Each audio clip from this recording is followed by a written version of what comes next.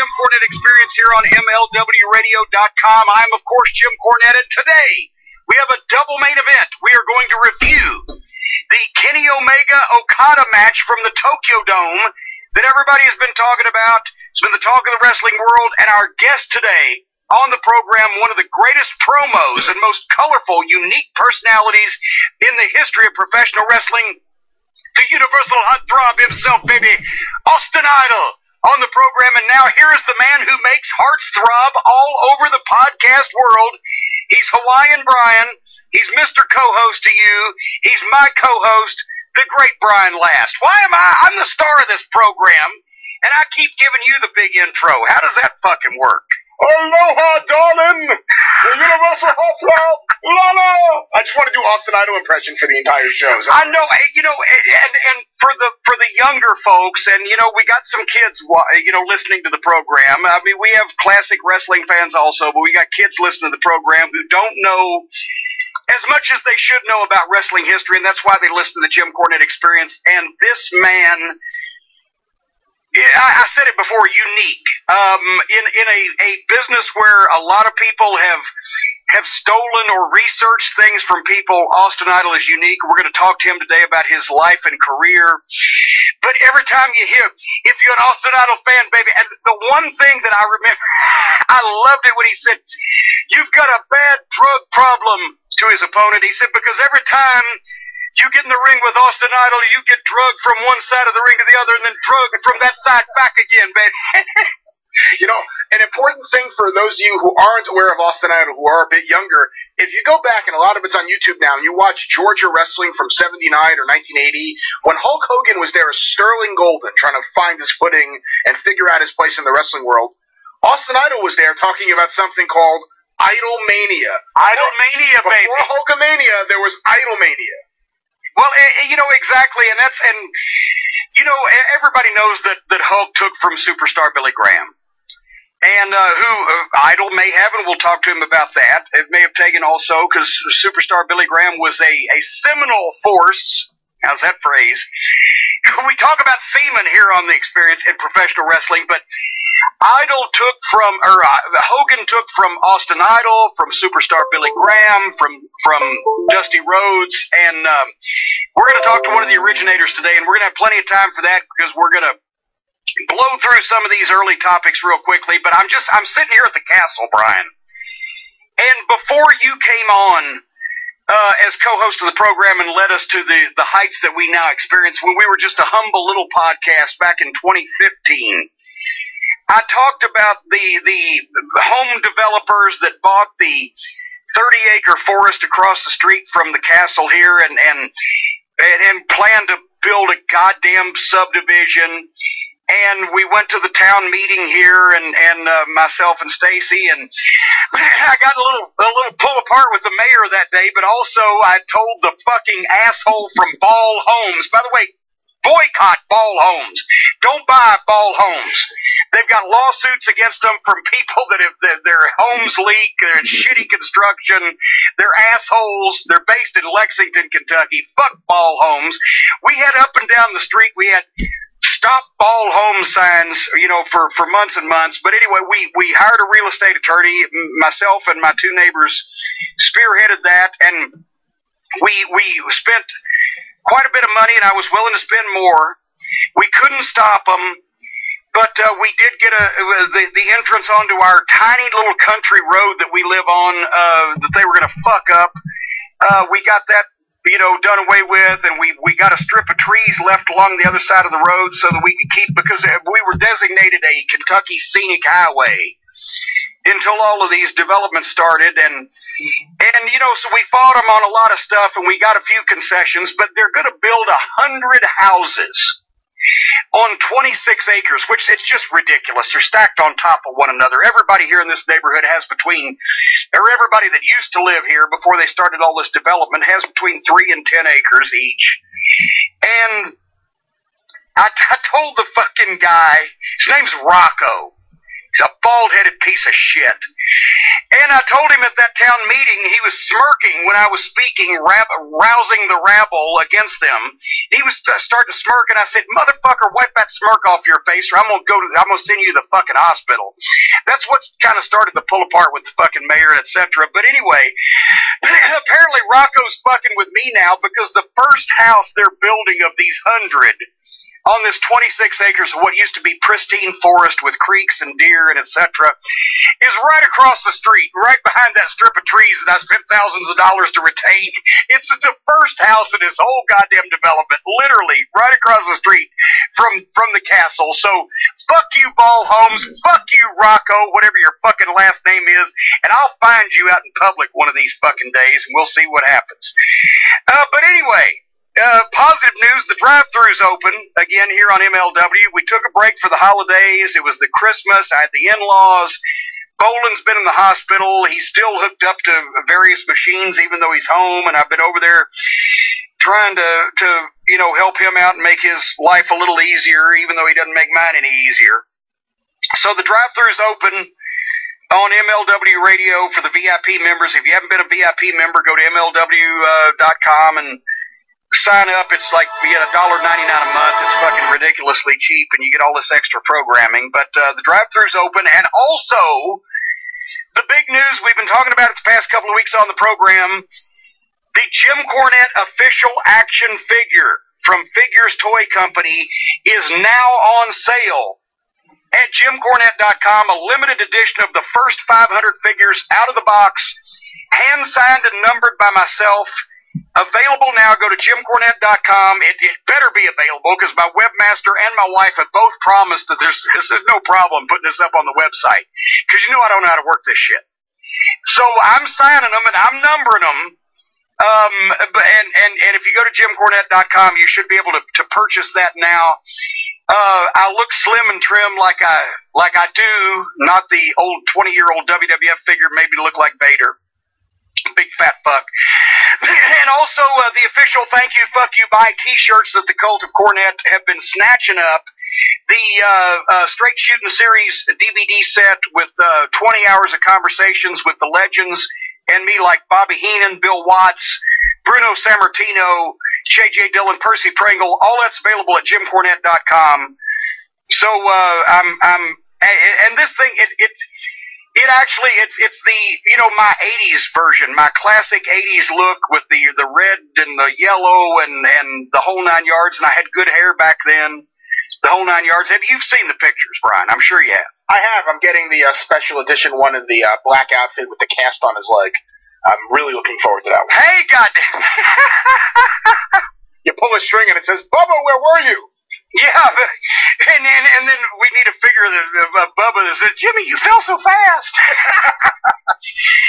Somebody just tweeted me, "Goddamn Cornette defied the laws of fucking gravity and physics. It looked like he was propelled downward," and that's what it felt like. It is what it looks like. It's funny. But we got a little housekeeping before we get to our main events, and I've got to remind folks, it's a new year, 2017, but we're still involved with the Dollar Shave Club. And we talked about this last year. It's no secret. I love the razors. I get a close, smooth shave. You can't beat the convenience or the price. I used to settle between, choosing the cheap bag of disposables. Like, Bobby Fulton shaved my head in New Orleans in 1984 with a fucking disposable razor when the goddamn clippers quit working and I was being held down. And it felt like shaving with a piece of glass, right? And I was like, fuck you, Bobby, goddammit, I'm fucking leaving. And my boys the Midnight are trying to pull me out by the leg, and the Fantastics and Duggan are shaving my head with this disposable razor. But you don't have to worry about that with the Dollar Shave Club. You don't have to worry about paying out the nose for a razor with a laser pointer or 17 blades or whatever the fuck. Basically, the Dollar Shave Club is the best of both worlds. You get the premium shave quality at the disposable shave price. So if you haven't tried, and we save you money here at the Jim Cornette Experience. If you haven't tried Dollar Shave Club yet, you're missing out. It's an amazing shave at an affordable price. There's no smarter choice on the market, and right now, they're giving away a 1-month trial of any of their razors for $1 with free shipping. And after that, it's just a few bucks a month. So spend a fucking dollar. It's even cheaper than Courtney Bauer, as Kenny Bolin says, gives away our VIP memberships. There are no long-term commitments, no hidden fees, and you cancel whenever you want. Get your $1 trial through this program at dollarshaveclub.com/Cornette. That's dollarshaveclub.com/Cornette, and you can have a face that's slicker than whale shit in an ice flow. Isn't that what you do with your Dollar Shave Club razors? You slash Cornette? Well, I wanted to slash my wrists after watching Omega and Okada, but we'll talk about that later.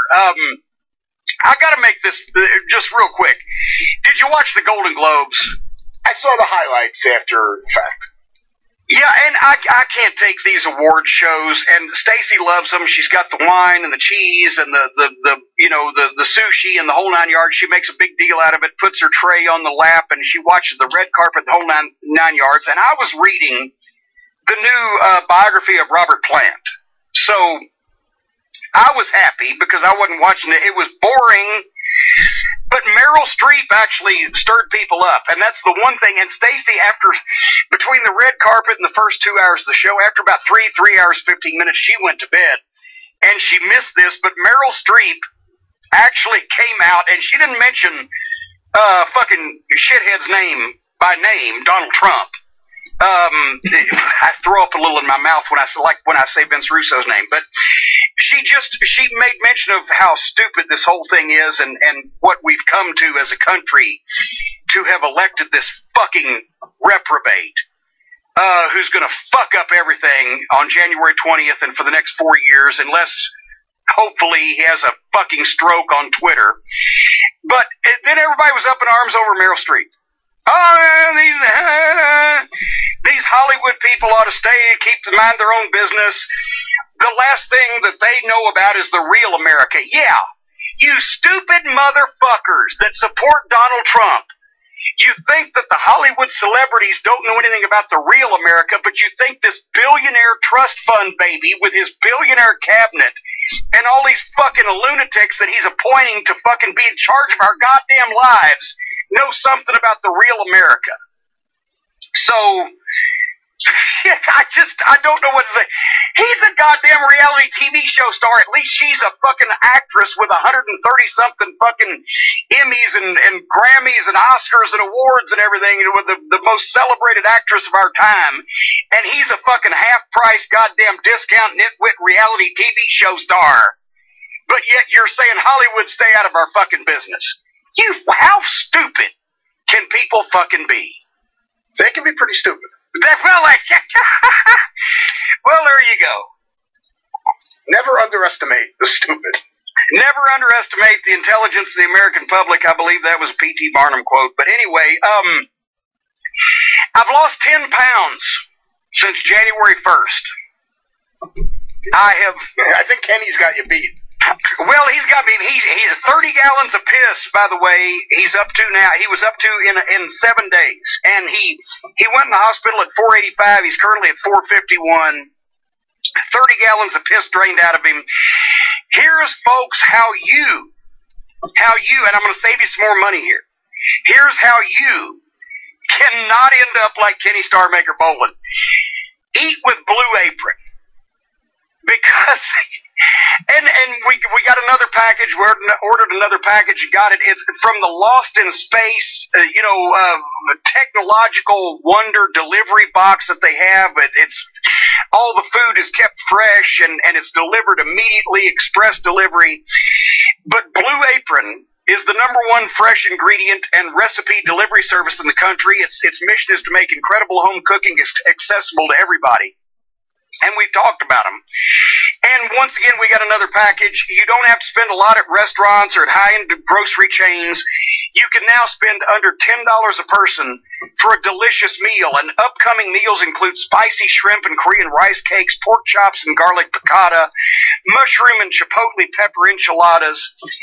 And, I've said I'm the fry daddy. And I make great spaghetti sauce, but Anybody can cook with Blue Apron, and Stacy's a wonderful cook, and she makes this stuff from scratch. But when you got the freshest ingredients, and you have basically these recipes that they give you, any knucklehead, and that's, some of the people out there listening, any knucklehead, I can even do this. You can choose from a variety of new recipes every week, or let Blue Apron's culinary team surprise you. The recipes are not repeated within a year, so you'll never get bored. You can customize your recipes each week based on your preferences. Several delivery options, no weekly commitment. And each meal comes with a step-by-step, easy-to-follow recipe card and pre-portioned ingredients that can be prepared in 40 minutes or less. And I got to be honest with you, they don't want me to say this, but if you don't like something, one of the ingredients in the recipe, you can leave it out because all the food is so fresh that they deliver you. And you can actually make other stuff with it too if you want to. I'm going off script here, but it's really cool, and it's affordable, and it's exciting, and it gives you something to do in your home, which you know me. Anything I can do at the castle, I like to do, and anything that can be delivered here without me having to go out in public is great on my list. So check out this week's menu and get your first 3 meals free with free shipping. So I'm giving you free food, folks. What more do you want from one man? By going to blueapron.com/experience. You'll love how good it feels and tastes to create incredible home-cooked meals with Blue Apron, so don't wait. blueapron.com/experience. Blue Apron, a better way to cook. Brian, do you cook in your house? I do a little bit, not as much as I used to when I was younger, but Suzanne does most of the cooking. When you were younger? Oh, you're so fucking elderly now. When I was single, I had the single man's life, and when I was actually home and I wasn't running around with a bunch of women, doing a bunch of drugs, I did some cooking. Oh, I seriously did a bunch of cocaine. There may have been some of that. Who knows? It may have happened, but fortunately there's no witnesses for that. I want to remind everybody in the Nashville area and Middle Tennessee, the only personal appearance I have until March is going to be in Murfreesboro, Tennessee, on Friday, January 27th at the Murfreesboro Armory. It's Fight for the Mind 2. And I'm going to be there along with my friends Dr. Tom Pritchard, Tracy Smothers, Tommy Dreamer. It's a benefit event for the Alzheimer's Foundation to fight Alzheimer's disease, and there's going to be some great matches there. I'm going to be doing some commentary, but you can go to JimCornette.com and click on events and appearances for all the info, including the number to call for more information on how you can get tickets.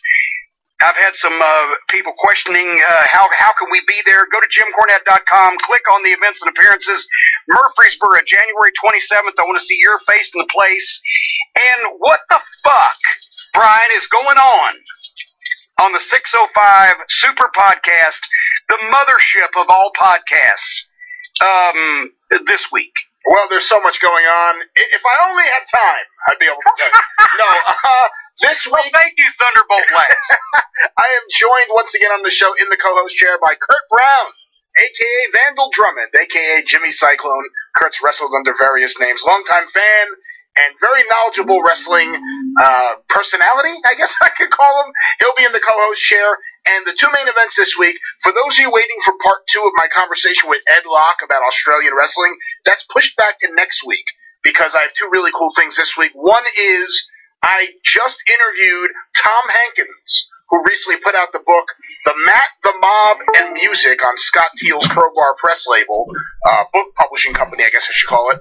And it's a fascinating book. Most of you probably don't know who Tom is, but Tom is someone who was, as a kid in Iowa, very involved in the fan club scene. He had Fan Club of the Year at a pre-WFIA convention in 1964. He got laid the first time because Bobby Heenan gave him a rat. He ended up going to work for Nick Goulas, and when that didn't work, he cursed on live TV on Memphis. When that didn't work out, he went to work for Saul Weingroff and Phil Golden's All-Star Wrestling, which, oh my God, which is, Jim ran opposition in many towns to the Goulas promotion. He later on went to work in California for the failing Mike LaBelle Company, befriended Dr. Jerry Graham, so we get a lot of really amazing Dr. Jerry Graham stories, and also Tom was on Donahue. He was one of the 3 people on Donahue accusing Vince McMahon of having people in his company that sexually harassed others who were looking for work. So we talk about all that, a fascinating discussion. It's a fascinating book, Jim. I don't know if you read it, but it also goes into music and his work with the Mafia. So really, really cool stuff. And then the other segment this week. Where do you find these fucking people? I find them, man. This is why we're the mothership. The best wrestling podcast on the planet. The only podcast that matters. The Super Podcast. Hey! Now listen. Wait a minute. In the main event. Hold on here, cowboy. In the main event this week on the show, I have a brand new segment that we're debuting, and I haven't figured out an exact name for it yet. I think I'm going to call it In the News with Jim Cornette, where me and Jim go back in time and look at headlines and stories related to wrestling. Not the typical ones you would think of, but sort of outsider stories, interesting stories. Some stuff that's been posted on Facebook by people like Scott Teal and Barry Rose and Kurt Brown. Fascinating and funny and informative headlines that I think everyone will get a kick out of. We get to the bottom of the true story of the legend of Dick the Bruiser throwing a wheelchair at his opponent while an old woman was sitting in it. We get to the bottom of that through newspaper reports of the time in Cincinnati, Ohio, 1959. Someone needs to bring that back. Someone needs to bring back that move. The wheelchair toss. Well, I'm surprised they didn't do it in Okada and Omega, and we're going to talk about that in 1 second. But finish your fucking long-winded plug. And the rest of my fucking long-winded plug is to tell everyone that the show is available at 605pod.com, facebook.com/superpodcast. We are on iTunes, Stitcher, Podcast Addict, and everywhere. And hey, if you go to the Facebook page, buy a shirt. That's all. If you don't know how to find the 605 Super Podcast by now, you're as ignorant as a fucking Trump voter. That's all I got to say. I'll leave it with that. All right, so before I want to get Austin Idol on the program and have plenty of time, so we're going to talk about this fucking match. Okada and Omega at the Tokyo Dome, Wrestle Kingdom. Everybody's been talking about it. Dave Meltzer gave it 6 stars, and you send me the link. I clicked on the link. It's 45 minutes of my life I'll never get back. And I'm not going to knock the fucking match. Here's the thing about Kenny Omega, and everybody knows that listens to the program regularly. I've had problems with him because of his activities in Japan, embarrassing the wrestling business and exposing it, etc. But with Kenny Omega, I first saw Kenny Omega in Ring of Honor in 2006-ish or so, and everybody was saying, oh, this kid's great. And when I watched him live, he reminded me a lot of the Ultimate Warrior. He did the head shaking, the goofy expressions, he had horrible basics, but you could tell the kid was a great athlete. And with experience, who knows what might happen. And so he left Ring of Honor. He went to Japan. He's Canadian originally, but he went to Japan and he wrestled there quite a bit. And Adam Pearce, when Pearce was booking Ring of Honor, booked Kenny Omega for Final Battle. I believe it was 2009. It was Final Battle 2009 in New York. And I was helping Adam at the time. And Adam emailed me one day a couple weeks before the show and said, oh, look at this. He forwarded the email. He said, Omega can't show up. He's hurt his ankle or his foot. And he sent this email, and Omega had sent an email, said, I can't be there at Final Battle. I'm injured. And he sent a picture of this fucked up ankle and foot. It looked fucking horrible. It looked like he had gangrene. I don't know what the fuck. And I even at the time wrote back, I said, is this really his fucking ankle, Adam? Because this looks fucking horrible. And Adam said, that's all I've got, and he ain't going to be there. So, of course, Omega worked in Japan that weekend. So he didn't even have the guts or the fucking ability in him to be honest with a guy that had booked him for a company that had booked him early in his career to say, I got a booking in Japan, that's my priority, which would have been understood. But instead he lied and sent this fucking bogus picture of somebody else's fucking foot. Where you get that, I don't even know. And so that's why he didn't show up in Ring of Honor anymore, because he was written off because he was a fucking lying sack of shit that no-showed a booking on false pretenses instead of being honest. Then he, of course, he had the matches in Japan with the blow-up doll and the fucking 9-year-old girl. I'm not kidding, folks, if you're just listening to the experience for the first time. This fucking guy had competitive matches in front of ticket purchasing patrons in Japan with a blow-up doll and a 9-year-old girl. And I even got an email which I read, and this was from last May. I think you were with us at that time, where some guy was trying to explain Kenny Omega's character in Japan. That, well, he takes it from, he works these joke federations like DDT or whatever in Japan, and that's when he does these things, and he was trying to explain that it all comes from video games. That Omega's character is from video games like Street Fighter and the character Zangief. I want to read you the response that I gave to the guy who emailed me explaining Kenny Omega's character, and then we're going to talk about this match. The guy's name was David, and he explained that, you know, Omega has the Street Fighter video game character, and I said, I don't care what his fucking moveset out of a video game is. Everything you just mentioned is exactly what's fucked up the wrestling business to begin with. There is no rational explanation for a real pro wrestler having a match in public with a blow-up doll, and he should be blackballed from the entire business and have his ass beat for doing it. And finally, if a grown adult, supposed pro wrestler has a competitive match with a goddamn grade school girl in public, whether a part of a long-running angle or not, he should be boiled in oil, and any fucking promotions that would present this shit should be boycotted into bankruptcy by every wrestler in the world who gives a shit about their profession or their own self-respect. That's what I said then. Well, now, apparently, over the past couple of years, Omega's got big with it in New Japan, and now he was featured in the main event at the Tokyo Dome for New Japan Pro Wrestling, and with Okada, and everybody said, oh, this is the greatest match that's ever happened. And Dave Meltzer broke the scale and gave it 6 stars. And let me explain this first of all. There's never been a perfect pro wrestling match. There's never been one, because that would be a match that is exciting, that drew money, that tore the house down, that got both guys over, and showed no obvious cooperation between the two guys in anything to reveal that it was a work. That's a perfect pro wrestling match. It's never happened, because there's always a hole. There's always somewhere there's a hole. And as far as the star system, it's my fault, and we've talked about this many times, and I've admitted it.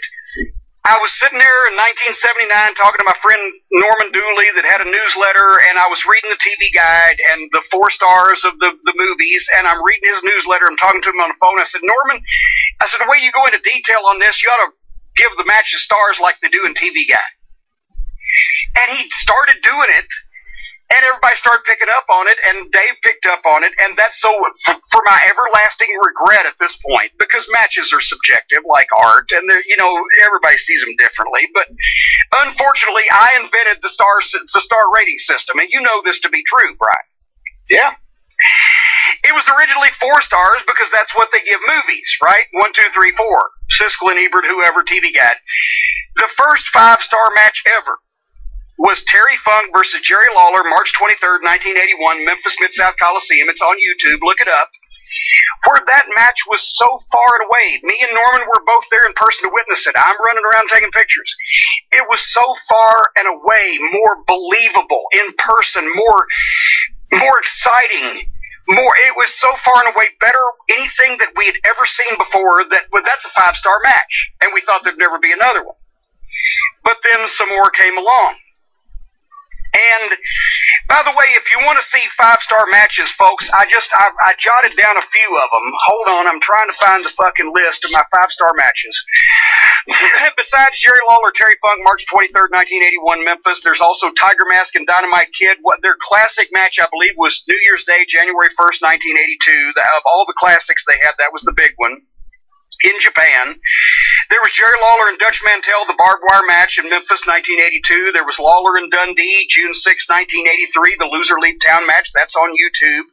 There was the Rock and Roll and Midnight Express in Charlotte in March 1986. March or April. No, maybe it was May, but I was in the cage above the ring. The edited version of that showed on Japanese TV is on the Midnight Express DVD available at JimCornette.com. There was the Flair Steamboat Trilogy for WCW in 1989, any of the 3 of those matches, 5 stars. There was Austin and Hart, Stone Cold and Bret Hart in the WWF 1997, the I Quit match. There's been some others.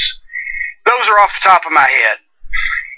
But no, I watched this match, And I'm sorry, folks, but there is no way and shape and form, and if you watch them together, and if you're a younger fan, you might not agree with this, because you didn't live in the time when pro wrestling matches actually happen. You live in sports entertainment matches.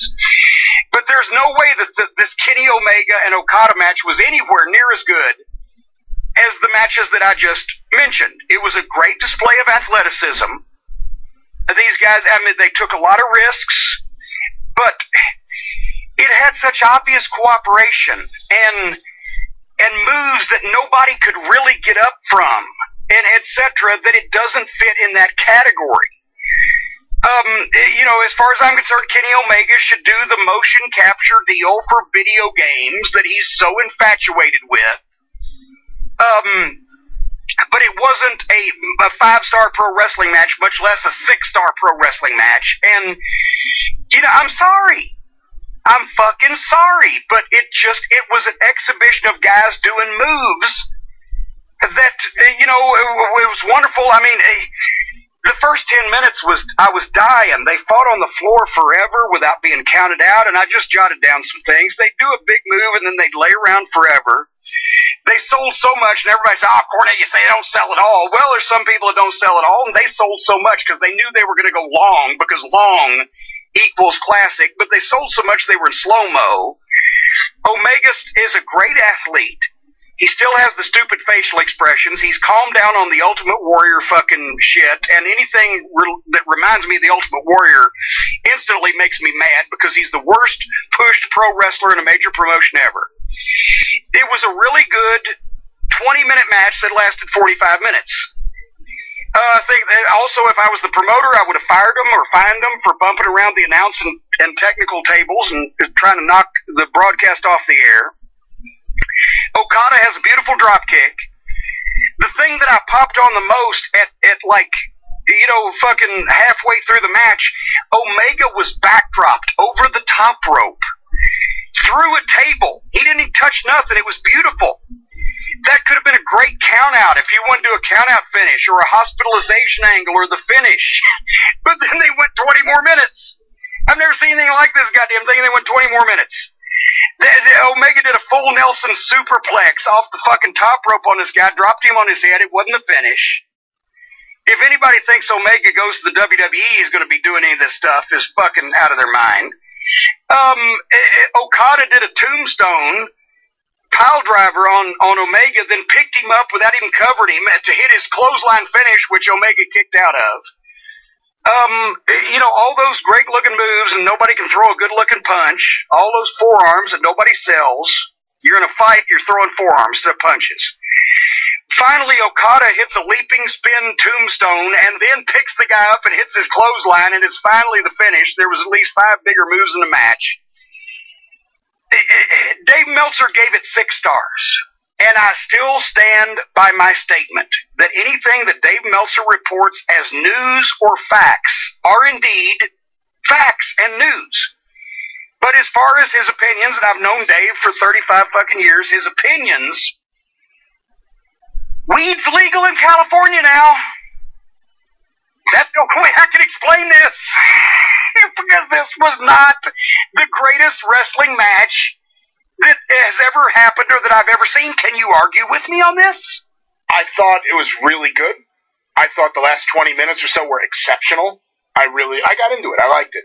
And I'm someone who, and not to the level of you, but someone who has not really been a big Kenny Omega fan because of the silliness and the facial expressions and just the shaking. He seems to just at times shake. He shakes. That's what I'm talking about, that Ultimate Warrior bullshit. And by the way, I know he's dead and we shouldn't speak ill of the dead. Ultimate Warrior was a piece of shit when he was alive, and just because he died, it doesn't mean he wasn't a piece of shit.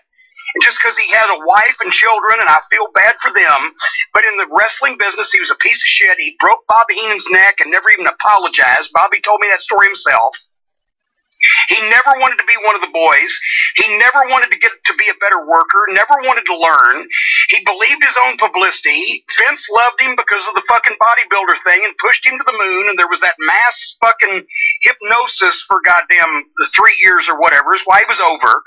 But the Ultimate Warrior was the male version of Sable. He was totally unsuited for the wrestling business and was pushed because of his look only, a complete absence of any talent, and Omega reminds me of that. Except he's a great athlete. He really is, and he's obviously tried to get better, but he gets better by doing, or he thinks he gets better by doing video game fucking matches instead of by trying to be a professional wrestler and simulate combat.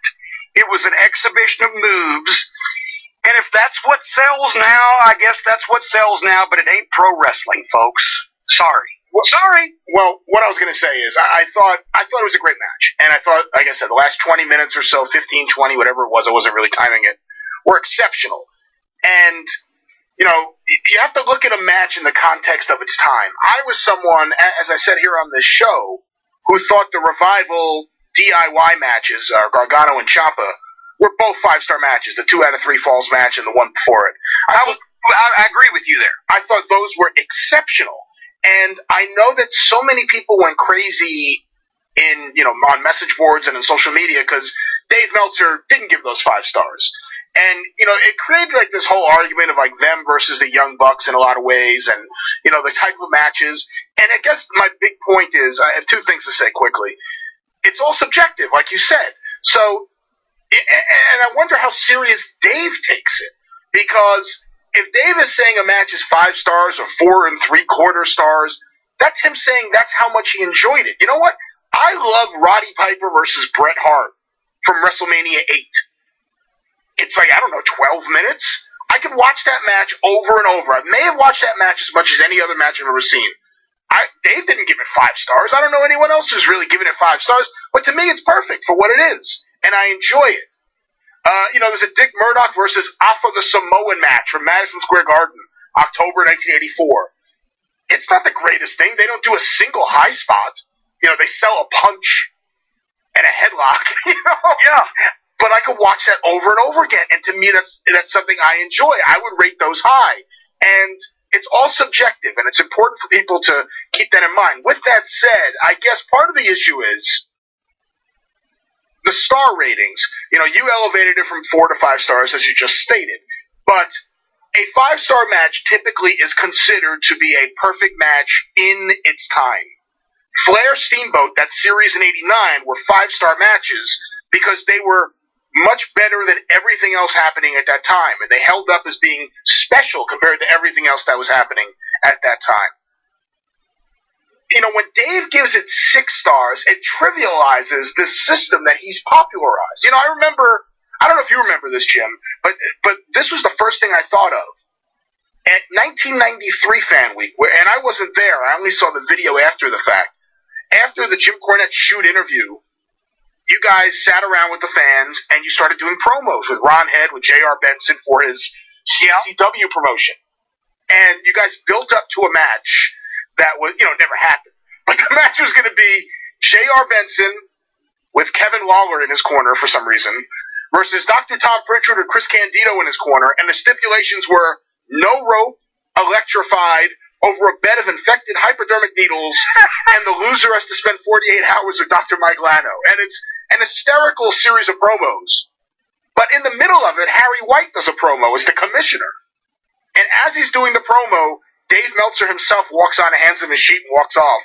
And Harry says, well, we just got this in.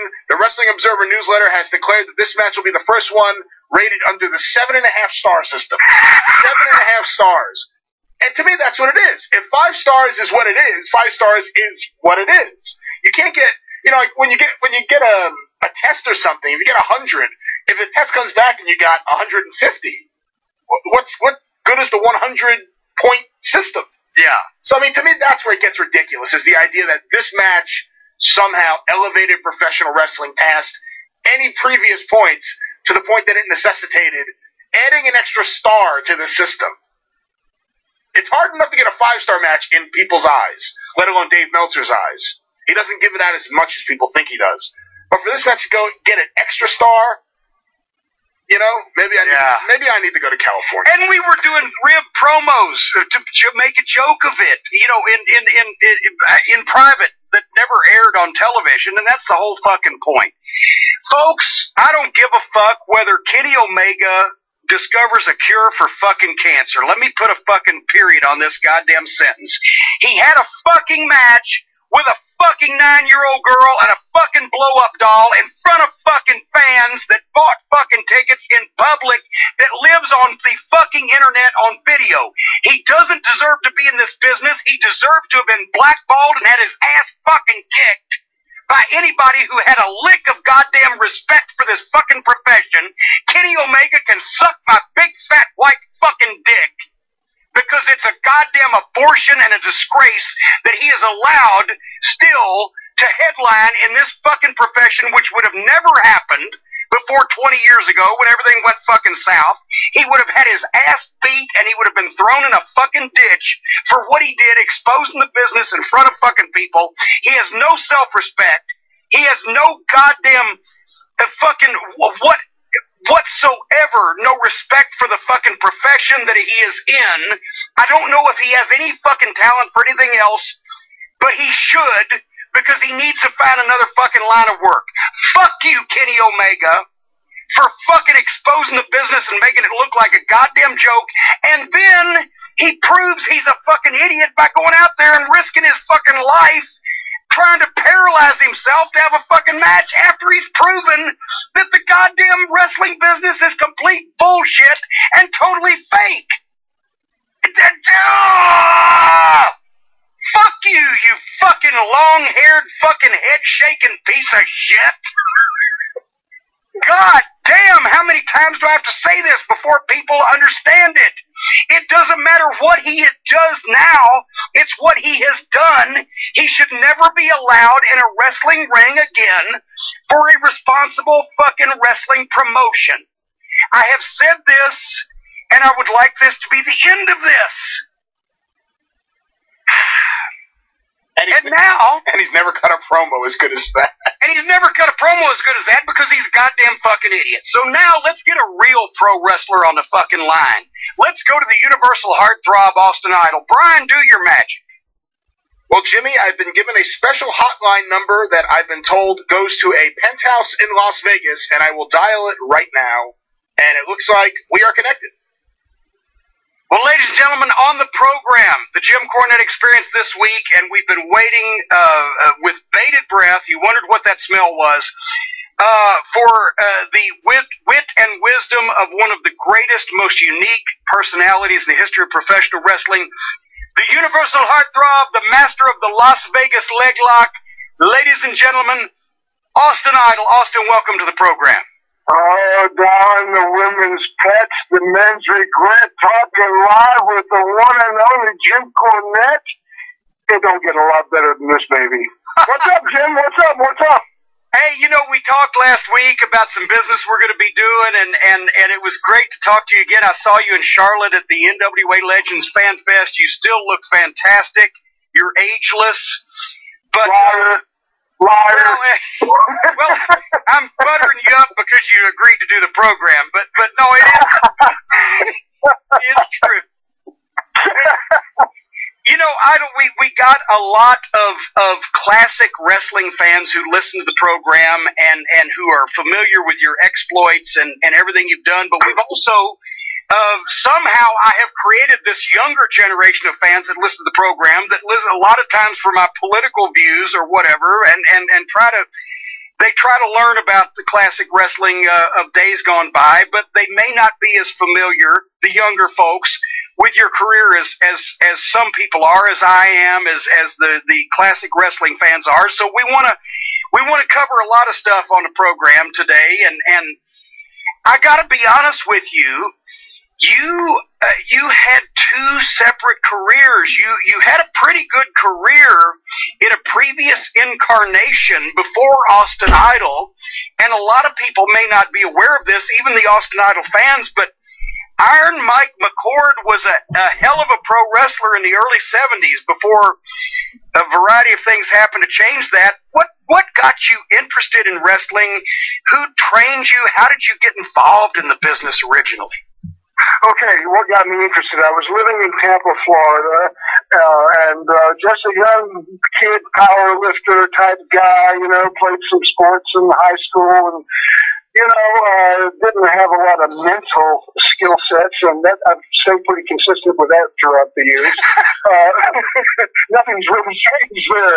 But I became friends with Mike Graham, who is now not with us anymore, nor his father, and that's another long 100 stories there. But anyway, Mike and I were on the same powerlifting team, and his father, Eddie Graham, late great promoter in Florida, he sponsored the powerlifting team. So one day I was over at Mike's house, and we were working out in his home gym. And we went inside the house to, grab some water or whatever. And Eddie Graham was sitting in a little recliner, and he had the telephone. He says, "Yes, I think so. Yeah, we'll send him over. And you say $1,000 a week, right?" That's all I heard. Now, this is 1970, $1,000 a week. I'm working construction. I thought $1,000 a week. So when Mike and I went back out to the gym, I said, "Mike, who's your dad talking to?" He said, "That's a promoter in Australia. They want to send one of the dad's wrestlers over, and they're going to give him $1,000 a week." I said, "Damn, Mike, that's a lot of money." He said, "Yeah, it's a lot of money, but it's nothing that's unheard of."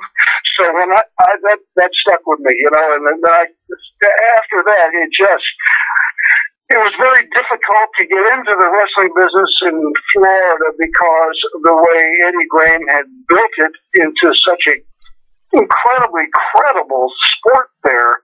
I mean, maybe it wasn't NFL, but damn, Jimmy, it was so close. I mean, there was so much respect because, you had Jack Briscoe, he was their champion, Bob Roop, Hiro Matsuda. I mean, I'm forgetting names, but you had all these very talented amateur wrestlers, out of college or whether you're going to the Pan Am Games, Greco-Roman, whatever. Eddie was very protective, and he was not going to let a local kid in, and I was a local kid. But finally, I just continued kind of lobbying with Mike and lobbying, kind of dripping on him like a leaky faucet. And finally, he said, "I'll talk to Dad." So, he said, "Okay, Dad's going to let you work out." Everybody who has listened to my show for the past few years knows that, Eddie Graham was considered a savant when it came to wrestling, a great finish man, a guy who had, maybe a grade school education, but was so street smart, and was so smart to the ways of psychology and et cetera. And he built that promotion in Florida based on credibility and logic and everybody in the state of Florida, and I'm not telling you anything you don't know, but just to bring the folks up to date, everybody in the state of Florida looked at professional wrestling and this was the days of when there weren't a lot of NFL or NBA teams. It was their professional sport in the state of Florida, like it was in a lot of cities and states in the South. And they protected. Hero broke Hulk Hogan's leg when he was trying to train, 10 years later or whatever. They protected the business to make sure that only the best and the people who really had the aptitude and also the drive to get into wrestling and succeed, they were the ones who got in it. You're absolutely right. You couldn't pay to get in it. At least not in Florida, you couldn't. And it gave you that respect. But regardless, I was the first local. So I really got, very seriously, just tortured. They tortured me for 11 months. Torture. It was so bad. I really wanted to, I don't know if I would redo it, now, but I wanted to quit so bad, but that $1,000 a week stuck with me. I said, "You've got to keep going, kid. Just don't quit. Don't quit. Don't quit." So I guess I was too stupid to quit, and that's where I started, and I kind of parlayed into eventually Mike McCord. Vince McMahon Sr. gave me the name Iron Mike. He put me with Lou Albano at the time, which, God, what an experience, a learning experience that was. Well, now hold on a second, because you're jumping ahead of things that people would like to know. Okay. I've said many times that in those days, wrestling was like the mafia. It was almost impossible to get into, but once you got in it, you were in it for life, and you made money. How did young Tampa kid, Iron Mike McCord, how did you get booked? Because you had a good run, and a lot of people don't remember this, but you had a good run in the WWF as a youngster. How did And Eddie Graham, of course, and Vince McMahon Sr. were like that, as they say. Right. How did you get booked up in the WWF original? Well, what happened was after a very short stint of wrestling around Florida, not in Tampa though. It would not put me in Tampa, but put me in little towns, Fort Myers, someplace where there's little the B towns. Finally, he called me into the office and he said, "I've got you booked in Tennessee. You're going to go to work for Nick Goulas." Yeah. So he said, and I'd already heard stories about Nick Goulas, and he said, "Well, and you're going to be on a $300 a week guarantee." So I thought, hey man, $300 a week, which was more than I was making then. So I went to Nick in Nashville. But before I left, it was on a Tuesday night. I was at the Armory in Tampa. I wasn't wrestling, but I was in the dressing room, and Jack Briscoe was a champion, and Jerry Briscoe was on the card. And Jack and I had become very friendly because he beat my ass for so long. I mean, he really did. He liked me, and he respected that I wouldn't quit, So anyway, Jerry and I kind of hit it off, and I said, "Yeah, I'm going to Nick Goulas." He said, "Well, listen, here's my number. If things don't work out, give me a call, and maybe I can hook you up in Charlotte," because Jerry was on top in Charlotte. He was the champion there, right? Well, after about 5 or 6 weeks with Nick Goulas, and I was averaging about 150 a week. Oh, you were one of the lucky ones. Yeah, I was on top. Yeah, so 150 weeks, so I couldn't take it. I didn't have any money, and I was losing money. So I called Jerry. I said, "Jerry, this is awful, man. Can you help me out?" He said, "Let me talk to old man Crockett." Well, he did, and he said, "Okay, you're booked in Charlotte." So I went to Charlotte, and I lived with Jerry.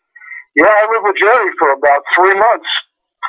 I was Jerry's roommate. He didn't charge me anything. We became great friends. And Jim Crockett Sr., he made me Rookie of the Year. And I think my first week, Jim, in Charlotte, it was like $400 for the week, which was huge.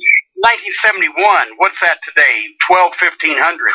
Yeah. I don't know, but it was huge. From 150, it was huge, And I was there only a couple weeks. And back then, it was like a tag team territory back then. Yeah. And the Andersons, Ole and June Anderson, had been wrestling against Nelson Royal and Klondike Bill. Klondike Bill's, I think, mother or father became very ill, and he had to fly to Canada. I had to go to Canada. So they had a meeting, behind closed doors. I didn't know anything about it, and they ended up putting me with Nelson Royal, who'd been those guys with the Andersons. It's like main events, Sunday main events here and there.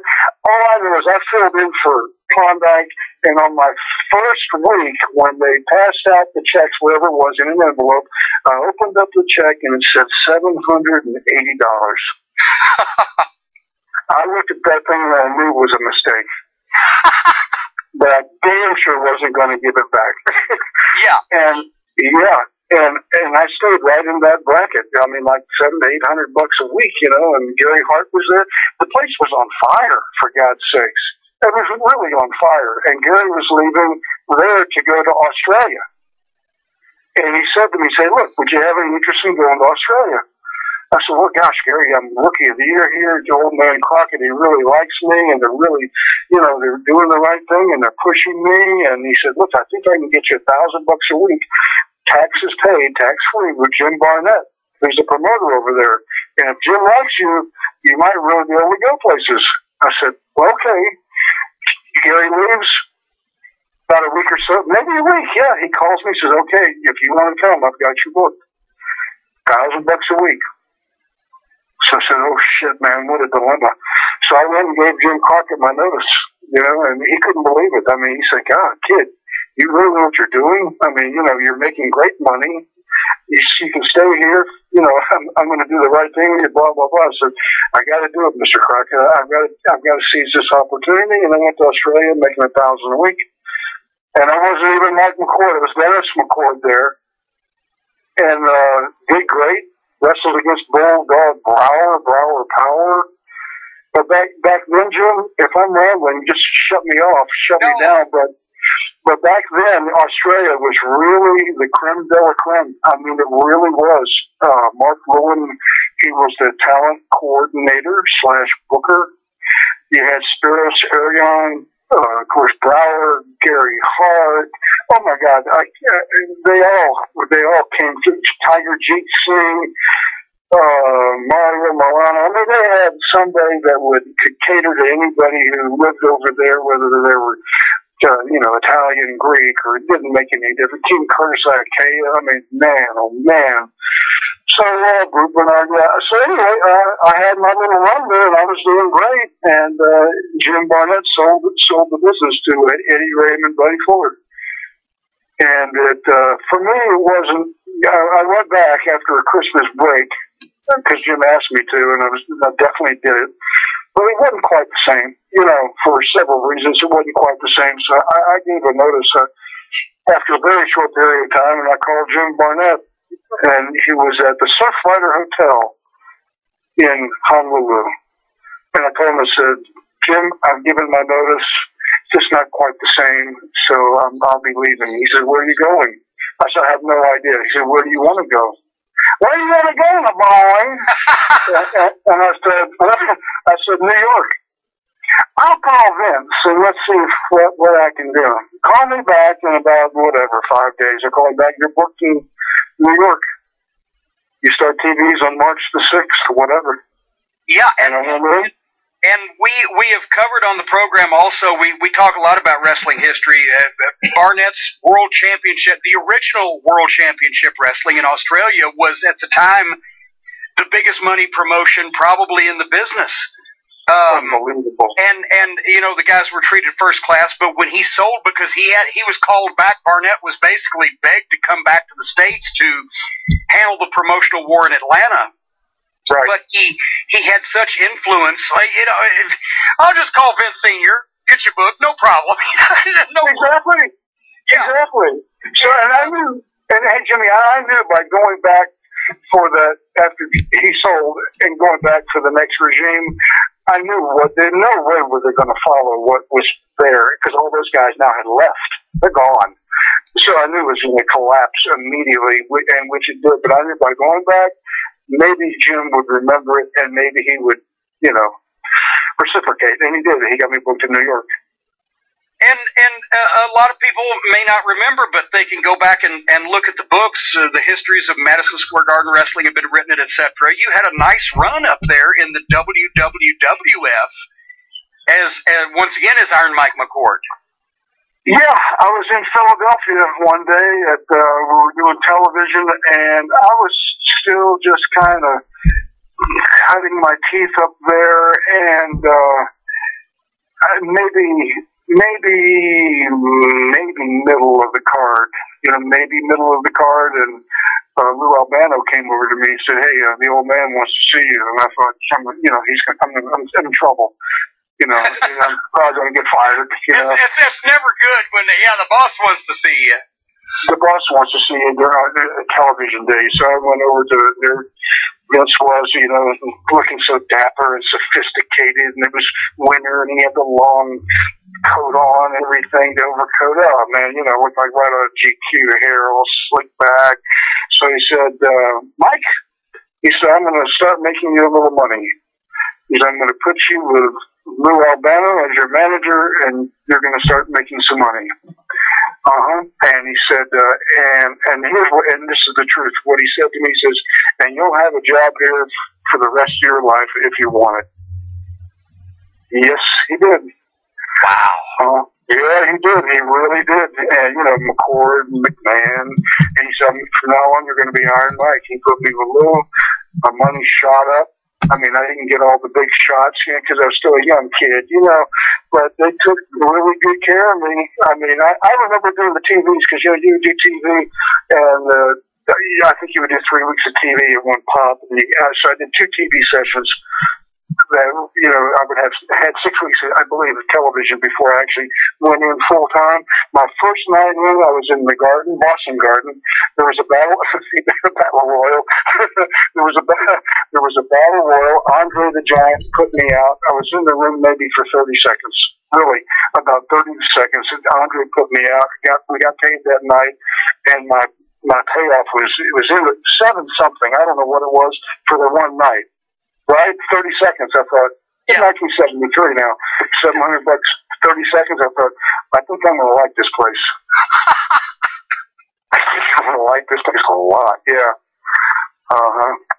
And what you were there for a little while, and what was your highlight at the time in the WWF?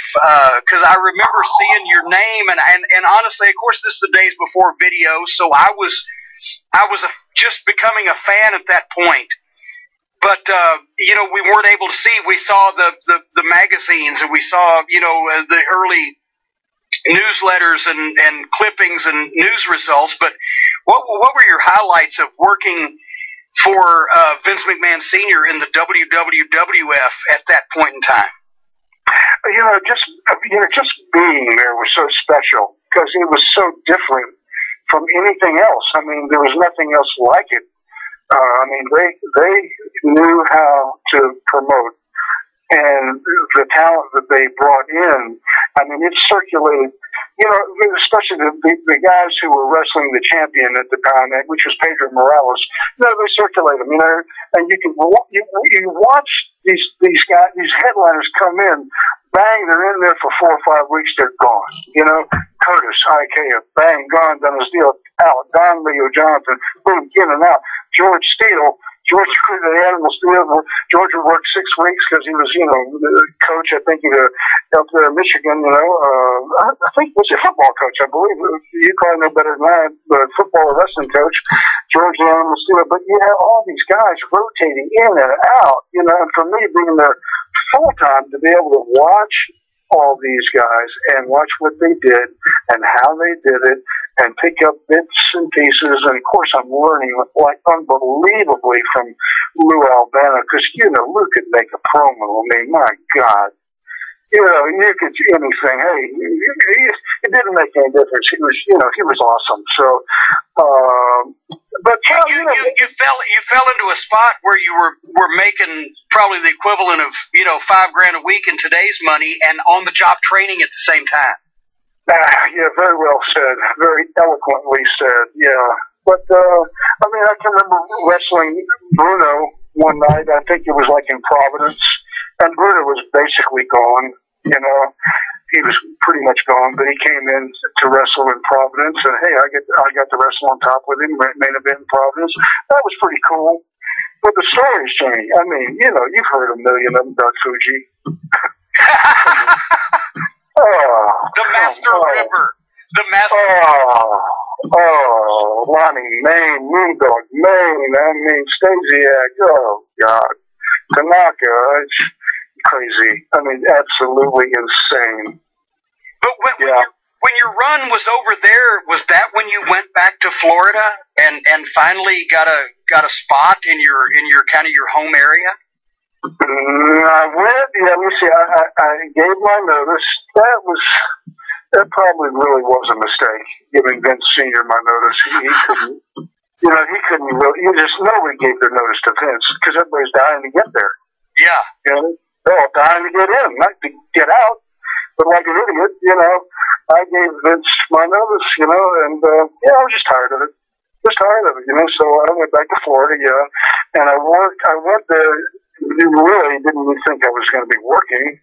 I'd saved a couple bucks, you know, I made a little money, I saved it. And I went into the office one day, and Louis Collette was doing the booking, and Louis said, hey, do you want to work a little bit while you're down here? And I said, well, sure. You know, because it was better than spending my own money. So, yeah, I started working a little bit there, and the next thing you know, Jim, it turns out I ended up being Dusty's partner. Yeah. Oh, God. So you just walked into a spot where you were the partner of the hottest just turned babyface that they'd had in, you know, since Eddie Guerrero was over. Yeah, I mean, yeah, they put a mask on me, and I was the Super Texan. And Dusty's story was, hey, yeah, I saw him out pulling the plow out in Uvalde, Texas. He was actually pulling the plow, right?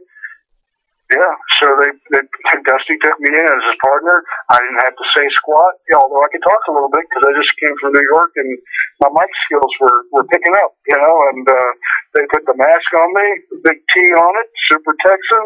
I was about 300 pounds and wrestled around a little bit with Joe LeDuc, and then one thing led to another, and I had a little run there, yeah. Yeah, and that's the thing because it's hard to understand or to explain to people today, but you never really. Guys who started in their home territory usually didn't get over it. I mean, Lawler's an exception, and we're going to talk about him later on, but you never really got over in your home territory. You started in your home, you went away somewhere, and you got over, and you learned, and you got experience, and then you came back. Hopefully with a push, and so you did that. You came back to Florida, your home, with a push, and people didn't know it was the same guy that had been there a few years before. But correct. While you were there and getting that push and being home, and for us Southern boys, I can understand why you gave the notice up there because it's the Northeast is a great place to visit for the Southern boys, but you don't want to live there, right? Because it's stressful. But something happened that if it had gone just a little bit different, we wouldn't be having this conversation now. But actually what happened was it reinvented you. It created a different person. Captain Colt, we talked about this last week on the phone, just us. We can laugh about it now because you lived. Yeah. You were in the plane crash. Buddy Colt was flying the plane. You were in the plane crash that killed. I had to correct you because you usually right on it. He was trying to fly. He was trying to fly the plane. Did you hear that one word? Trying. It's a difference maker. Bobby Shane, who was called the Boy Wonder in wrestling, and who's the guy who gave Lawler his first crown and was the original King of Wrestling, and was a tremendous worker and was destined and was already getting involved in booking and was in with Barnett and destined for great things and probably would have been a name in wrestling for the next 30 years. He was killed in that plane crash, and you were on the plane, and Buddy Colt was flying. Who else was on the plane? Gary Hart. That's right, because Gary obviously had injuries that plagued him in one respect or another physically for the rest of his life. But can you tell us about what happened? The crash itself? The crash itself. Yeah, it's a Wednesday, and booked in Miami.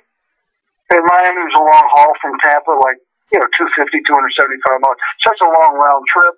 And I'm making a couple bucks, so I think I'm flying commercial. So I'll spend the night in Miami, get a hotel, and fly back the next day and save the wear and tear of my body, So I was booked on Delta, and that's where I was going. It was a beautiful day, February, and Gary, we both lived in the same apartment building. He said, hey, how are you going to Miami? I said, I'm flying commercial, flying Delta. He said, why don't you fly with us? I'll be riding with Buddy Colt. Buddy be flying. He's a very competent pilot. Quoting Cool Gary, very competent pilot. And Bobby Shane and myself said, we have an open seat. Why don't you do that? It'll cost you like $40, $50, and you'll be home the same night. And I said, no, I'm gonna stick with my game plan, Gary. I'm gonna go commercial, And throughout this conversation started in the morning, and then it kind of it progressed and evolved a little bit more as we're getting closer to the afternoon. And finally, Gary had asked me 2 or 3 times, and I decided, you know what, I'm going to do it. I'm just going to, I'll cancel my reservation with Delta, and I'll fly down with them. So we did. Everything was fine going down. Perfect, beautiful weather. Coming back from Miami, we're flying back. Beautiful skies. It's perfect. And it was around Sarasota, which is about 50 miles from Tampa. The weather started getting funky.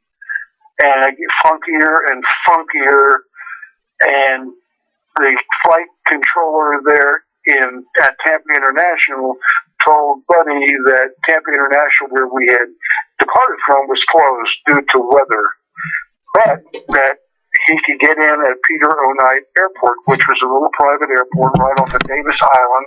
It's an island, Davis Island, surrounded by water, you know. And so Buddy opted to go that route. Matter of fact, we had a little discussion about it. Hey guys, we can either do that or we can turn around and go back to Sarasota where the weather's still okay, and we'll rent a car and go back. That's what I wanted to do, and that was my vote. Let's just go back to Sarasota, you know, played safe, but I was outvoted. So anyway, as we got closer to Peter O'Knight, the weather really started digressing. I mean, it's foggy, rain, didn't look good. Buddy's not instrument rated, you know, just visual, VFR.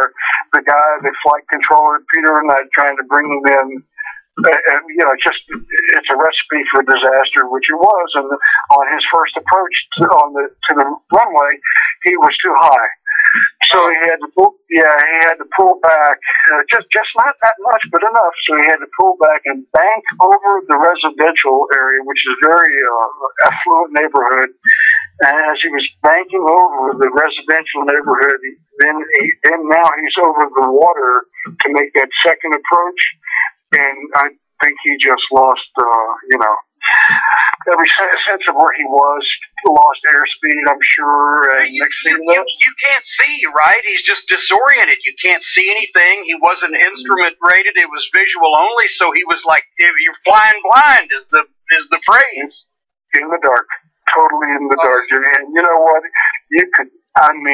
It was dead silent in that plane. Everybody knew this is not good. The next thing I know, Jimmy, I saw white caps, the water. Oh, that was it. I saw white caps, and then bang. Yeah, and I was just really lucky to get out of that. I should be dead, you know. Probably there's a few people out there wish I were, but probably more than a few. I guess Gary, he had, I guess all of his teeth were knocked out, and he had multiple lacerations, and he had injuries that, you know, Gary was a wrestler originally before he got into managing, and physically that took a toll on him. And you know, and obviously, you know, Buddy Colt, that was his retirement, his injuries. He never wrestled again. But Shane, I mean, you know, I've heard the story. I'm not even going to try to tell it, but the God Almighty, and you know the way I am about flying. You know that, but what was it like? I've heard. What was it like trying because I heard Gary tell the story, and I always like to fly with Gary because how many people you know been in 2 plane crashes, right? I figured I was exactly there. But the trying to find and rescue Shane was just a horrifying story. Yeah, it really was. You know, first of all, for me, when I had a very difficult time getting out of I was riding shotgun, and I couldn't get out of my seatbelt. You know, I guess maybe the water, you know, the salt water, boom, it just froze up on me. I couldn't get it. The plane going down into the fuselage and sinking, you know, and because it did float for just a little bit. It was not much, but as the plane started to sink, I'm thinking, oh man, if you survive this plane crash, and now you're going to drown. And I had cowboy boots on at the time. And you know, you got the foot rudders, the pedals there on the passenger side too, up front. And my feet were jammed underneath those pedals because they were just, I guess, just crushed down on my feet. Somehow or other, I got out of my boots. I got wiggled out of my boots, and I got out of that seatbelt, and came to the surface of the water, and it was dead silent. I mean, I could hear water. I could hear water. That's all I could hear, you know. And at that moment, I thought, everybody's dead. You're alive. Oh. Yeah, I really thought everybody was dead. And so I yelled out, is everybody okay? Nothing. Is everybody okay? Nothing. Then finally on the next one, is everybody okay? Then I heard Buddy Colt say, I'm over here. Then I heard Gary say, hey, I'm over here. And our voices were, I mean, we were pretty separated, from the impact of this thing. But there was no Bobby. But I do know that since I just came out of that fuselage, they got thrown out. Maybe they didn't have their seatbelts on. Probably didn't. I don't know, or they broke, whatever. But I knew that the fuselage was right below me, and I didn't hear Bobby's voice, and I called out for Bobby a couple of times, nothing. So I took a couple of dives down, but they were futile. I mean, it's dark, the water's cold, you're traumatized, and Bobby he went down with the deal, strapped in. That was the story, right? That he hadn't gotten out of his seatbelt, that he was still strapped in when they found him, right? Well, that's true, and so, but nobody really knows if he drowned or if he was killed on impact. Yeah. I never really got any clarification on that one, but he couldn't swim. I know that. Bobby couldn't swim, and he was terrified of water. You don't make me want to fly anymore. Come on, I'll call Buddy. I'll call Buddy.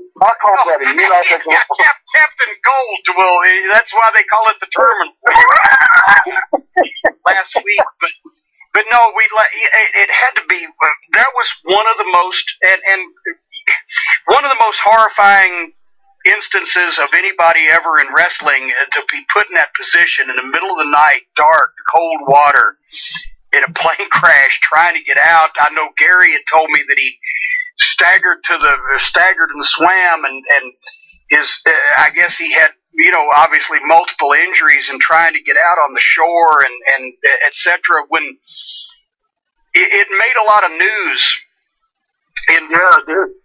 It was because obviously the guys were celebrities, and everybody knew who you guys were, and it was a huge news thing. But while Iron Mike McCord basically died in that plane crash, yeah, and I think it's not funny. That's not the right word, but it's definitely bizarre that both you and Ric Flair survived plane crashes and completely reinvented yourselves. Flair didn't change his name, but he dropped a lot of weight and came back in a whole different fashion. How long were you out? And while you were out, how did you get the inspiration to completely reinvent yourself and become Austin Idol? Well, what happened actually was after I rehabbed and kind of got going again, Gary now had become let me see, wait a minute. Yeah, he was the booker. He became the booker in Atlanta. And I had been in Atlanta in 74 as Iron Mike for probably not a very long period of time. But I had been there as Iron Mike, okay? And after the crash and I got rehabbed and back going again, I went back to Atlanta, as Iron Mike, the plane crash survivor.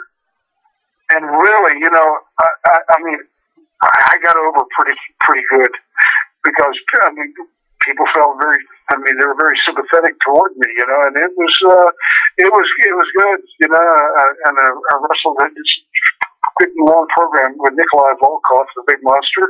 You remember how big he was? Oh, yeah.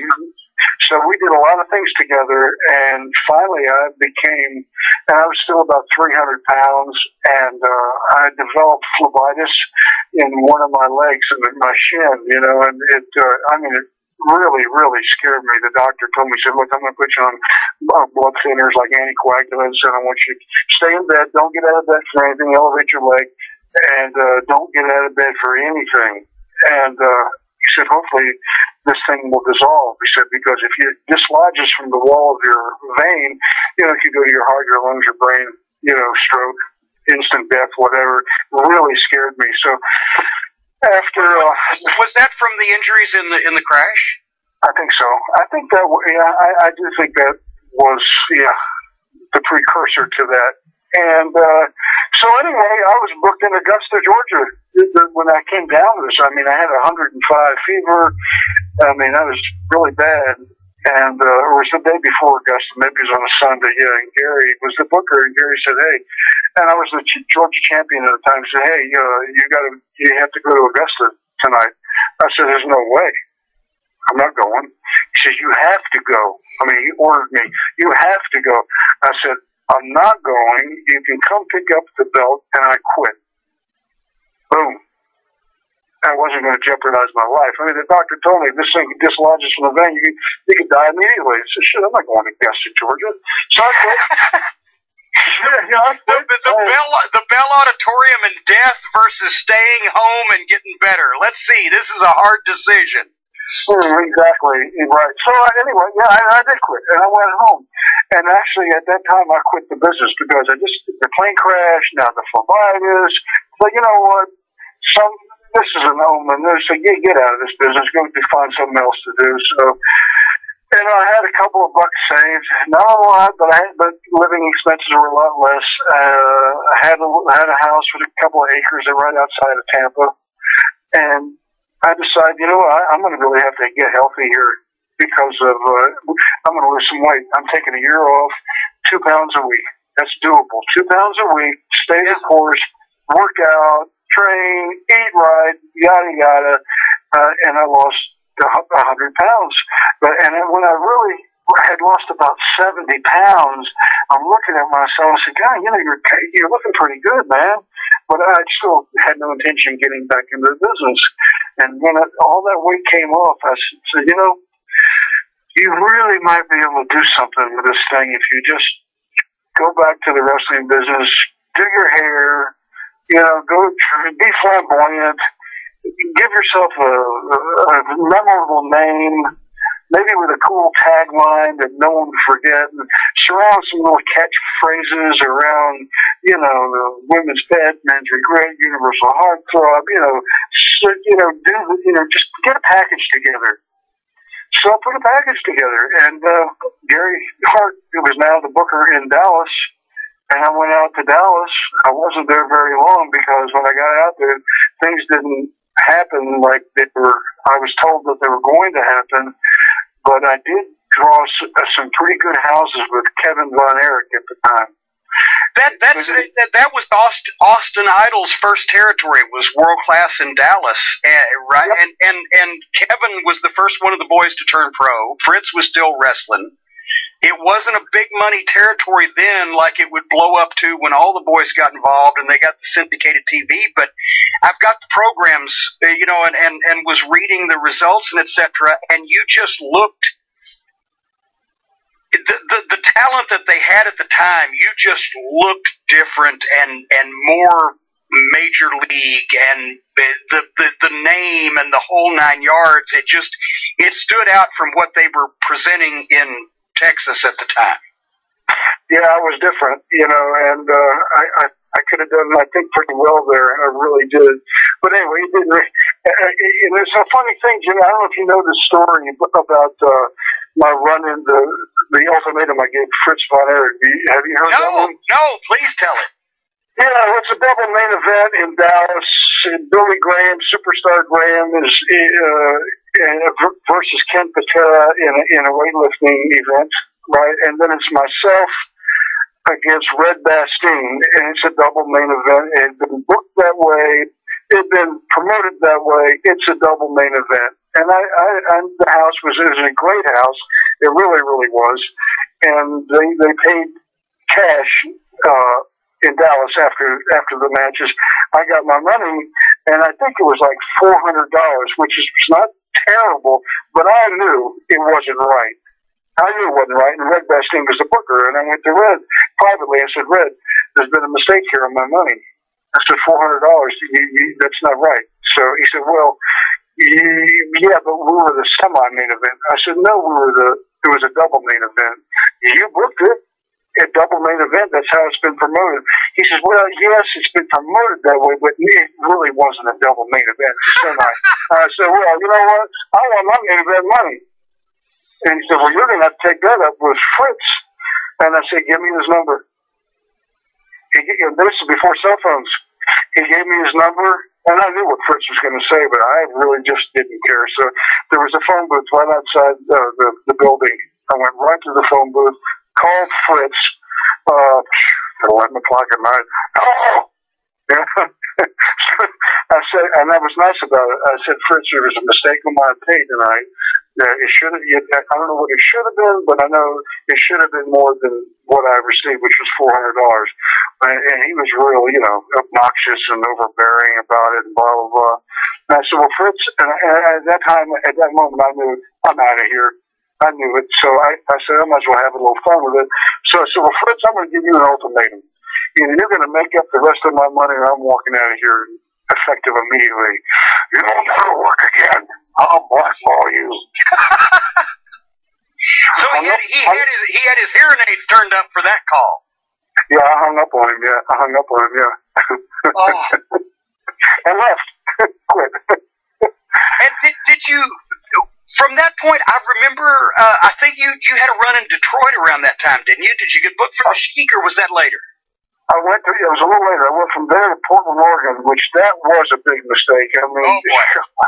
Yeah, Don Owens and his drunken brother, whatever his name was. Elton. Oh, God. Give the guys an extra $50 to have a shoot, so they'd work a shoot and split the money, right? And I never saw him sober. Jim, I never saw the guy sober, man. He had the W.C. Fields red nose, the whole thing, man. Oh, God. Anyway, I didn't last long there either because it wasn't for me. So I left there and I went back to Tampa and I got booked in Detroit for the Sheik. Yeah. A little bit. Did they have any box office robberies while you were up there? Well, he was just bounced checks. Well, I talked to Terry Funk about the story where he and Dory had come in when Sheik's territory was on its ass, and he and Dory had come in and worked a program with Sheik and Abdullah, and they worked and they bled and they sweat and they got the town up. Finally, the Kobo drew the biggest house it had in a couple of years, and then they were expecting. He and Dory are sitting there thinking about the big payoff they're going to get. Captain Ed George, Sheik's son, runs in and says, "Daddy, they've robbed the box office. All the money is gone." I was up there during that time. Absolutely. It was Dory and Terry, and Abdullah, Mark Lewin, I was because the thing was this, But they were flying me up, from Tampa. But hey, well, as a matter of fact, I was going to get a $300 a night deal, to go to Kobo, just go to do TV and go to Kobo. And he bounced a couple checks on me, and he did make him right, though. That's the good thing. He made him right. And after I got what I was supposed to get, I took that as so you know what, this is your swan song. You're not going back there, and I didn't. But all that time, you were perfecting what you were doing, because, and I told this story last week on the podcast, and it's The Rock has said this, and this was several years ago, that The Rock, when he was on the movie set, he would take tapes of you doing promos and study those, because after you had reinvented yourself and you had the look and your body was fantastic and you had the blonde hair, the universal heartthrob, the robes, the whole 9 yards, but the promos were really what set you apart, because nobody had that passion and that emotion and that ability to make people believe that what you were saying was legitimate. And did that come naturally to you, or did you have to work on it, or how did you perfect the whole? And I don't say the word character, because that's nobody said, "What's your character in the 70s? What would your character say?" There was well, what would you say, or what would you do, or whatever. But how did you make Austin Idol? Did it come naturally, or did you have to work at it and pick it up? Well, a little of both, but after I invented him, and just figured out, who this guy needs to be, who he needs to be, and his mannerisms, and what his promos should be like. And then I just, started whacking away and hacking away at it, but it came pretty naturally once, I had the guy figured out pretty good.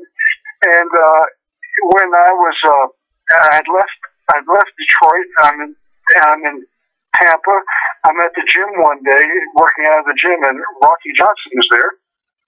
Rocky and I became very friendly, and Rocky was working in and out of Memphis.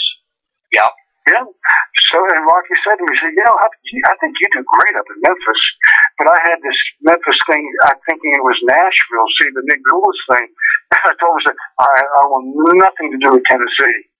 I said, I've been there, done that. He said, no. He says, Jarrett, this is Jarrett's thing, Jarrett's thing. He says, and he pays pretty well. He said, he pays pretty well. He said, I think you really do good there.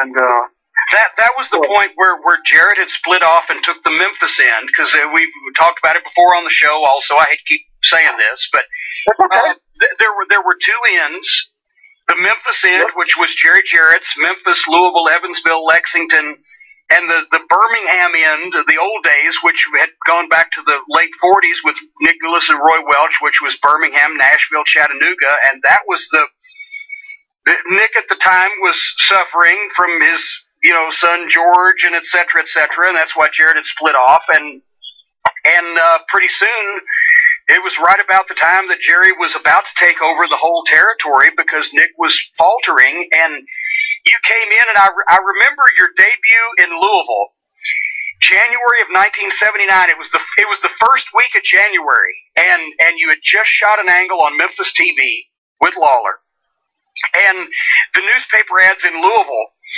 said, grudge match of the year, the first week of January, grudge match of the year. Okay, it's not a hard fucking billing to live up to. Jerry Lawler versus Austin Idol. And the thing was, that was a period of time where business in Jarrett's territory was because Robert Fuller was booking, and Robert's booking had done well in Knoxville and the other end of Tennessee with, the Mongolian Stomper and Joe LeDuc kicked that thing off, and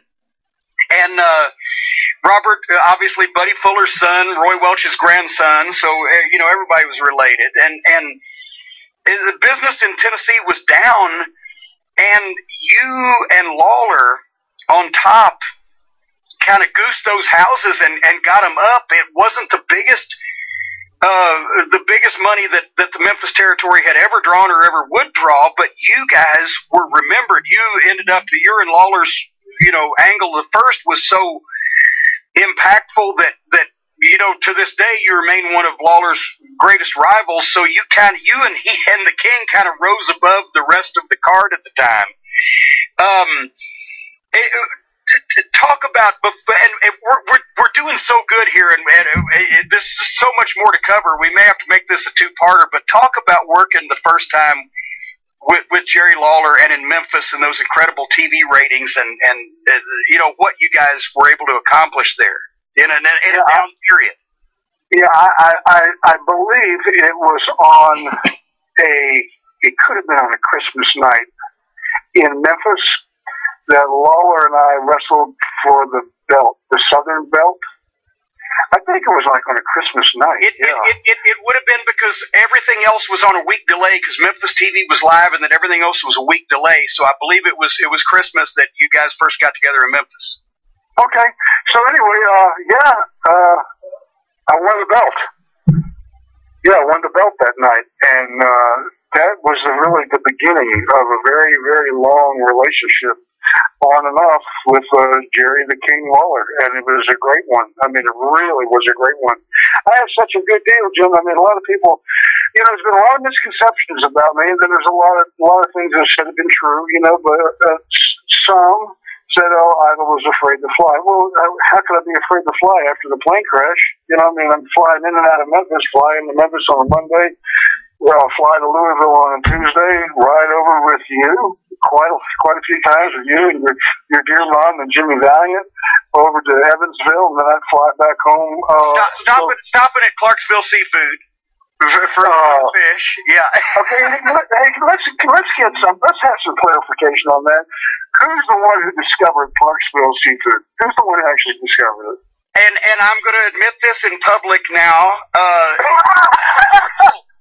It was you and Handsome Jimmy that Mom and I were going to Memphis. I was going to do the photography, and she was in the ring announcing, and she was selling the merchandise at the gimmick table. And before we left, you and Handsome said, "Let's go get some fish." And you guys had discovered that place. And by the way, God damn it! I just heard. No, it's closed. They've been closed for remodeling, supposedly for 4 days or back in November, and they haven't reopened yet. And I'm praying, because this is the best fish you've ever put in your mouth in the world. In the world, and hopefully they're going to reopen. And Bolin and I have talked about it, but on the program. But we went over there and had the fish, and then we go on to Evansville. But you guys discovered that place, and at the time you could go in and get a fish dinner for like $3.85, and it was so good. And we eat the fish, then we had to head over to Nashville, and it was to Evansville rather, and it was fabulous. But you guys were the ones, because it was right down the street from the hotel that you stayed at after the matches in Louisville. Anyway, working with Lawler, and you guys had such great matches, and Lawler was so good as a babyface at getting a heel over. He was a great ring general. Nick Bockwinkel said one time he was one of the best ring generals he'd ever been in a ring with, and from Bockwinkel, that's saying something. But you guys, the matches were just tremendous, and the people were, they were climbing over the rail, and they were salivating and throwing babies in the air, whatever, depending on what you wanted them to do. What was it like working with the King? And everybody now, the younger folks and the people who weren't lucky enough to be around at that time, see Lawler as the WWF commentator, and they've seen him have some matches over the past, couple of decades. But in the 70s and 80s, God, Lawler took the bumps, and he would sell, and he'd get the juice, and he'd get, let you get the heat on him, and you guys just made some magic. Yeah, it was a perfect chemistry. We had that chemistry, and that was when wrestling was a science. I mean, it was like a science. You had to be good in the ring, of course. You had to be good on the microphone, of course. But you had to have that ring psychology and the timing, and know what to do, when to do it. I mean, it was a science, and you really either you knew it or you didn't know it.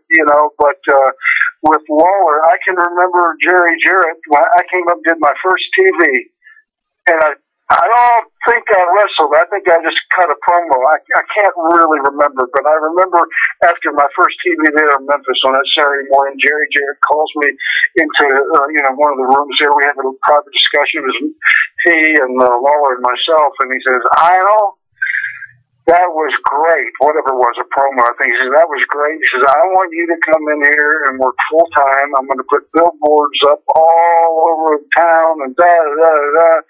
And full time was the thing, he said. And I said, "Jerry, I really appreciate it." I said, "But I don't want to work full time."